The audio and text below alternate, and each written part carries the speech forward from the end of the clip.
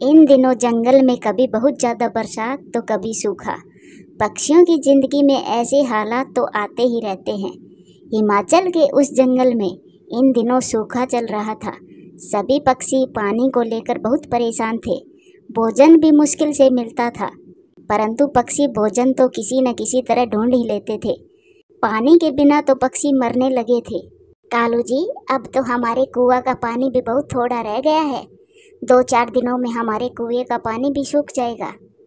गोरी, ये थोड़ा सा पानी निकला है कुएं से, हम इसे आधा आधा पी लेते हैं। कालू कौवा और गोरी कौवी वो पानी पीने ही वाले थे कि वहां पर एक पक्षी आ जाता है।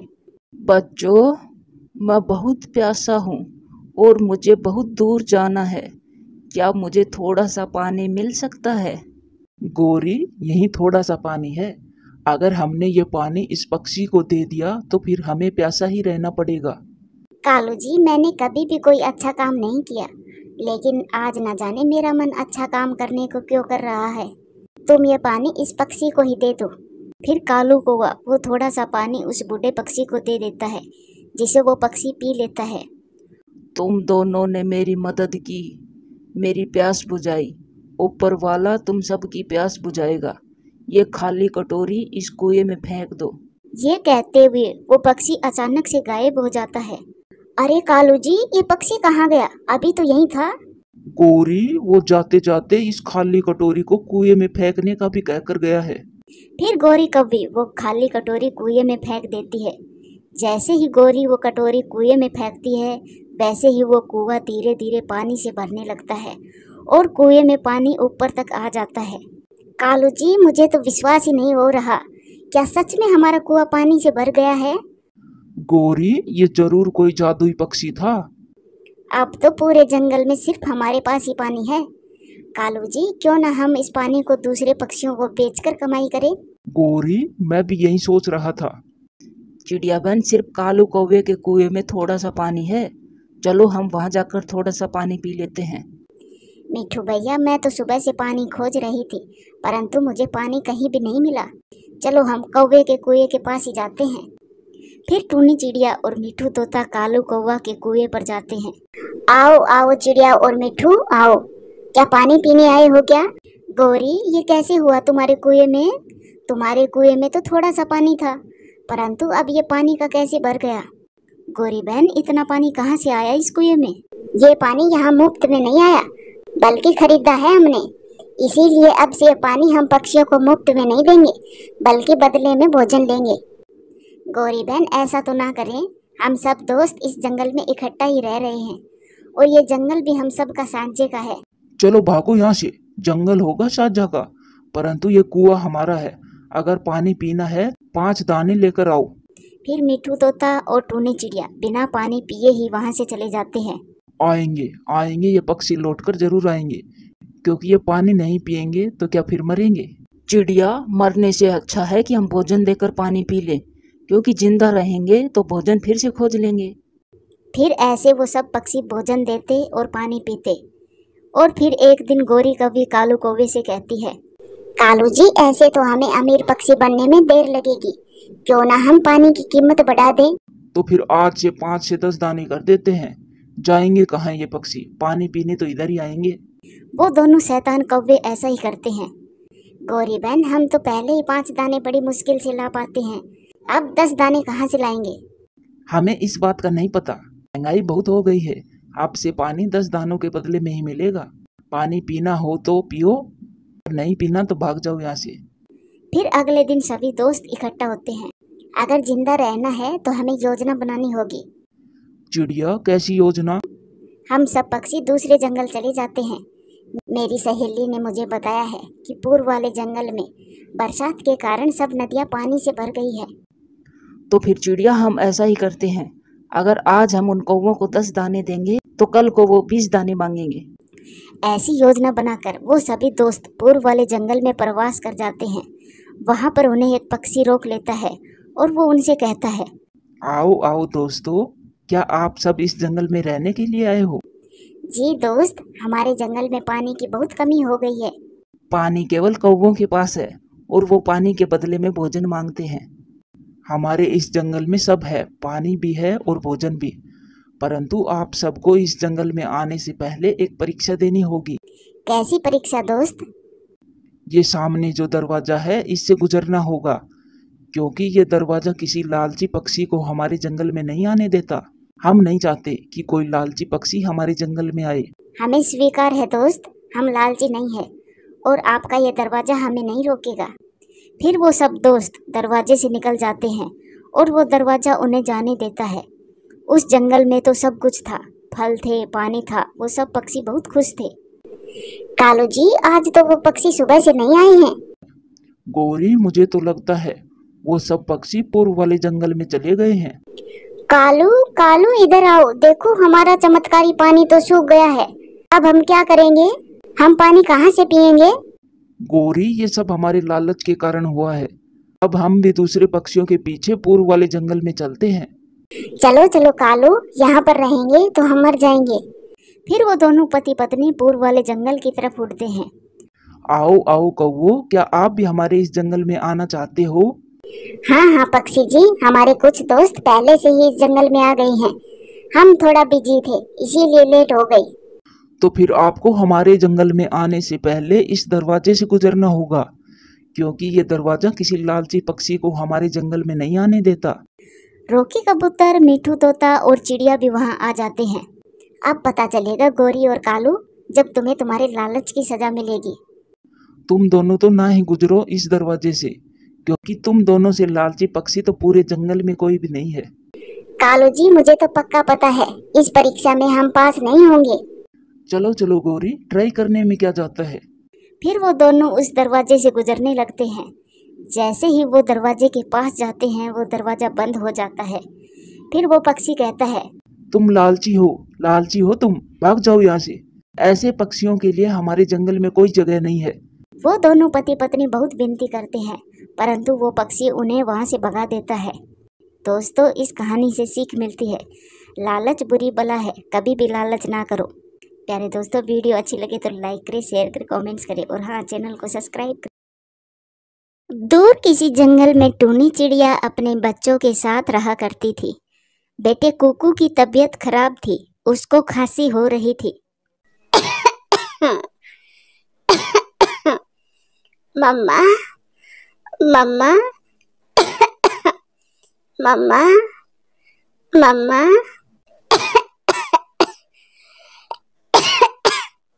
कुकू बेटा, मैंने आपको मना भी किया था कि वो संतरे ना खाओ। अब देखो, हो गई ना खांसी। आपको अच्छे से सांस भी नहीं आ रहा। मम्मा, कुकू भैया की खांसी अब कैसे ठीक होगी? मम्मा, मैं फिर खट्टी चीज नहीं खाऊंगा। कभी भी संतरे नहीं खाऊंगा। चिंकी बेटी, मैं कालू और गोरी के घर जाती हूँ। उनसे थोड़ा शहद लेकर कुकू को दूंगी। शहद खाने से कुकू की खांसी ठीक हो जाएगी। सारी रात कुकू खांस खांस कर गुजारता है। मम्मा चिड़िया भी अपने बेटे के साथ ही सारी रात जागती रहती है। फिर सुबह हो जाती है। गोरी बहन, अगर आपके पास थोड़ा सा शहद है तो मुझे दो। मेरे कुकू को रात से बहुत ज्यादा खांसी हो रही है। पूरी बोतल पड़ी है शहद की मेरे पास। कालू पहाड़ों से खुद निकाल कर लाया था शहद। मैं शहद बर्तन में डालती हूँ, तब तक तुम हमारे लिए थोड़ा सा दाना ढूंढ कर ले आओ। गोरी बहन, मैं अभी दाना लेकर आती हूँ। दाना तो मेरे घर में ही पड़ा है। फिर मम्मा चिड़िया दाना लेने घर वापस चली जाती है। गौरी, कौन सा शहद? और मैं कब लाया था पहाड़ों से शहद? तुम भी ना। कालू जी, एक दिन के दाने का मुफ्त में बंदोबस्त हो गया। उसे आने दो, मैं समझा दूंगी उस चिड़िया को। मम्मा, मिला क्या शहद गोरी आंटी के घर से? बेटी, गोरी कब्बी के पास पूरी बोतल पड़ी है शहद की। फिर मम्मा चिड़िया अपने घर से गेहूं की कुछ बालियां लेकर जाती है। ये लो गोरी बहन, गेहूं के दाने। और शहद आपने कहाँ रखा है? गौरी, बता दो, शर्मा क्यों रही हो? चिड़िया, तुम्हें मैं क्या बताऊं, बोतल का ढक्कन खुला रह गया था। शहद तो चींटियां खा गई है। चींटियां? क्या सारा ही शहद पी गई? आप मुझे थोड़ा सा शहद दे दे, मैं छान कर दे दूंगी कुकू को। मैंने तो खाली बोतल भी बाहर फेंक दी। चींटियों ने तो बोतल को भी चाट लिया था। मैं और ला दूंगा किसी दिन। चिड़िया, तुम मिठू तोते के पास जाओ, वो हर रोज गर्म पानी में मिलाकर शहद पीता है। फिर चिड़िया वहां से चली जाती है। गोरी और कालू चिड़िया का लाया हुआ दाना खाने लगते हैं।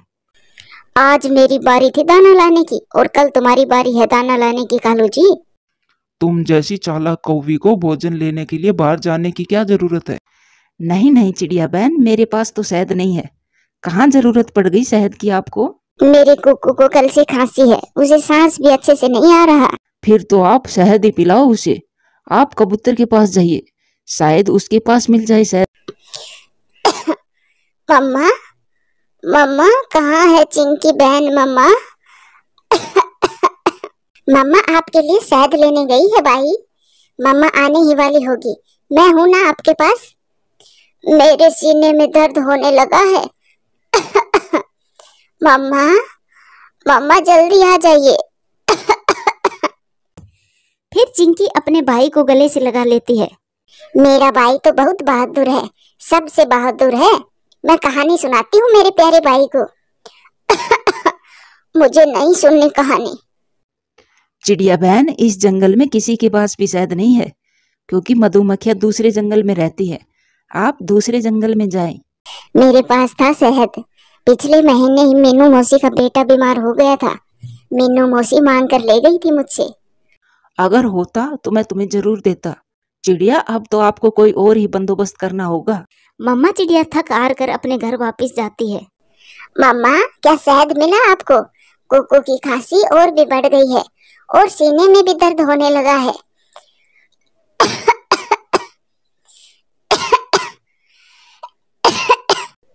चिंकी बेटी, गोरी कौवी का शहद तो चींटियों ने पी लिया। ना कबूतर के पास है और ना ही मिठू भैया के पास है। गोरी आंटी ने जरूर झूठ बोलकर आपसे भोजन ले लिया होगा। ये तो मैंने सोचा ही नहीं चिंकी। आपने ठीक समझा। धोखेबाज गोरी ने जरूर मुझसे झूठ बोला होगा। मम्मा, अब मैं जाती हूँ। आप मुझे एक कटोरी दे दो शहद डालने के लिए। मगर कहाँ बेटी? शहद लेने। फिर चिंकी कटोरी लेकर अपने घर से निकलती है। चिंकी को मालूम था कि उसे शहद मधुमक्खी के छत्ते से ही मिलेगा। चिंकी सबसे पहले अपनी दोस्त गुड़िया तितली के पास जाती है। गुड़िया, कैसी हो दोस्त? चिंकी मेरी सहेली, मैं तो ठीक हूँ, आप कैसी हो? गुड़िया, मेरे भाई को तेज खांसी है। मम्मा कहती है कुकू भाई की खांसी शहद पीने से ठीक होगी। तो फिर शहद दिया क्या कुकू भाई को? नहीं, शहद तो मिला ही नहीं, सबसे पूछा। गोरी आंटी ने तो शहद देने का बोलकर मम्मा से दाना भी ले लिया, लेकिन शहद दिया नहीं। आप परेशान ना हो चिंकी, आपकी ये दोस्त आपके किस दिन काम आएगी। मैं हूं ना, अब चलो मेरे साथ।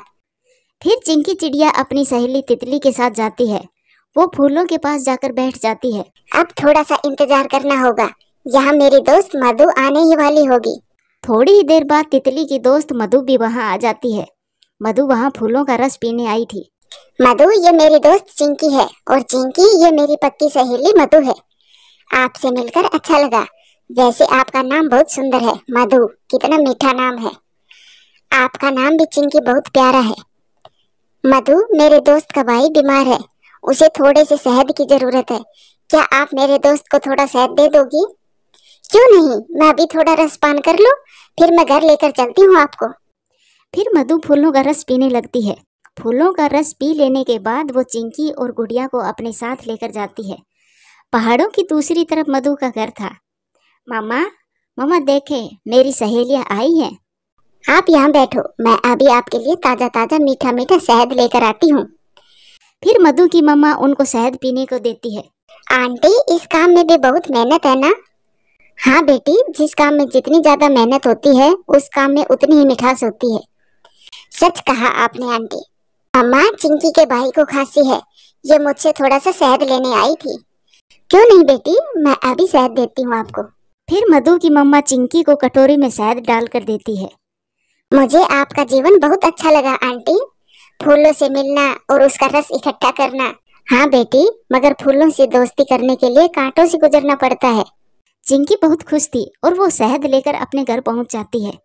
मम्मा, मम्मा ये लो, ये फूलों का शहद है। मम्मा चिड़िया शहद से भरी कटोरी देखकर हैरान हो जाती है। चिंकी बेटी, ये इतना सारा शहद आपने कहाँ से लिया? ये मेरी दोस्त तितली ने नई दोस्त मधु से मिलवाया था, उसने दिया है ये शहद मुझे। फिर मम्मा चिड़िया दिन में 2 से 3 बार कुकू को शहद पिलाती है। शहद पीने की वजह से कुकू की खांसी ठीक हो जाती है और फिर वो सब खुशी खुशी रहने लगते हैं। दोस्तों, वीडियो अच्छी लगी तो लाइक करें, शेयर करें, कमेंट्स करें और हाँ, चैनल को सब्सक्राइब करें। हाल ही में पारो चिड़िया ने 2 अंडे दिए थे। उनका ज़्यादातर समय अपने घोंसले में ही गुजरता था। वह अपने अंडों की खुद से भी ज़्यादा ध्यान रखती थी। ना वह धूप देखती, ना वह छाव, हमेशा ही अपने अंडों की रक्षा करती रहती। उसी जंगल में एक कालू कौवा और उसकी पत्नी गोरी कौवी भी रहते थे, जो बहुत ही बुरे कौवे थे। एक दिन कौवे की पत्नी कालू कौवे से कहती है, कालू जी, मैंने कल देखा था कि पारो चिड़िया के घोंसले में 2 ताजे ताजे अंडे हैं। मेरा तो आज उस चिड़िया के अंडे पीने का बहुत मन कर रहा है। गोरी, क्या भूल गई हो तुम? तुम्हारी अंडा पीने की वजह से ही हमें अपने जंगल से भगा दिया था। तुम फिर वही बात करने लगी। कालू जी, तुम चिंता मत करो, इस बार मैं पारो चिड़िया का अंडा भी पी लूंगी और किसी को पता भी चलने नहीं दूंगी। अच्छा, वो कैसे गोरी? कालू जी, हम लकड़हारा पक्षी के पास जाते हैं और उससे एक लकड़ी का अंडा बनवा लेंगे। फिर उस लकड़ी के अंडे को पारो चिड़िया के अंडे से बदल देंगे। वाह गोरी वाह, तुम्हारा भी कोई जवाब नहीं है। और फिर वो दोनों वहां से खुशी खुशी सीधे लकड़हारा पक्षी के पास जाते हैं और लकड़हारा पक्षी से कहते हैं, लकड़हारा पक्षी जी, क्या तुम मेरे बेटे के खेलने के लिए एक लकड़ी का अंडा बना दोगे और इसके बदले में हम तुम्हें मीठा फल देंगे। मीठे फल की बात सुनकर वो लकड़हारा पक्षी मान जाता है। हाँ हाँ, मैं तैयार हूँ। मैं आपको एक अंडा बना कर दूंगा। वो बिल्कुल असली अंडे की तरह ही दिखेगा। अच्छा, तो क्या तुम चिड़िया के अंडे जैसा भी अंडा बना दे सकते हो? क्यों नहीं, मैं सब कर सकता हूँ। फिर वो लकड़हारा पक्षी एक लकड़ी का अंडा बनाकर उस पर सफेद रंग की एक परत चढ़ा देता है। कालू जी, ये तो कमाल हो गया। ये तो बिल्कुल चिड़िया के अंडे जैसा ही लग रहा है। हाँ गोरी, इसे देखकर तो कोई भी पक्षी नहीं पहचान पाएगा कि असली अंडा है या नकली। फिर कालू और गोरी कौवी वो नकली अंडा लेकर वहां से चले जाते हैं और वो दोनों पारो चिड़िया के घोंसले से कुछ ही दूरी पर छुपकर बैठ जाते हैं। ये पारो चिड़िया नदी पर पानी पीने तो जरूर जाएगी। कालू जी, मुझसे तो और इंतजार नहीं हो रहा। कालू, मेरे तो अभी से ही मुंह में पानी आ रहा है। बहुत स्वादिष्ट होगा चिड़िया का अंडा। थोड़ी ही देर बाद पारो चिड़िया इधर उधर देखती है और फिर वो अपने घोंसले से उड़ जाती है और वह नदी पर पानी पीने चली जाती है। चलो चलो कालू, जल्दी चलो, इंतजार खत्म हुआ, जल्दी करो, चलो चिड़िया के घोंसले में। फिर कालू कौवा और गोरी कौवी जल्दी जल्दी पारो चिड़िया के घोंसले पर जाते हैं और वह लकड़ी का नकली अंडा रखकर चिड़िया का अंडा चुराकर वहां से भाग जाते हैं और फिर वो दोनों पहाड़ों पर जाकर मासूम चिड़िया का अंडा पी लेते हैं। इधर वो पारो चिड़िया नदी से पानी पीकर वापस अपने घोंसले में आ जाती है और अपने अंडे पर बैठ जाती है। उसे तो ये पता भी नहीं था कि उन जालिम कौवों ने उनका एक अंडा बदल दिया है और अब एक अंडा तो लकड़ी का है। समय गुजरता गया और फिर एक दिन पारो चिड़िया के एक अंडे से बच्चा निकलता है। मम्मा मम्मा मम्मा, मुझे भूख लगी है। ये लो मेरे बच्चे, ये मीठा फल खा लो, मैं आपके लिए लेकर आई थी।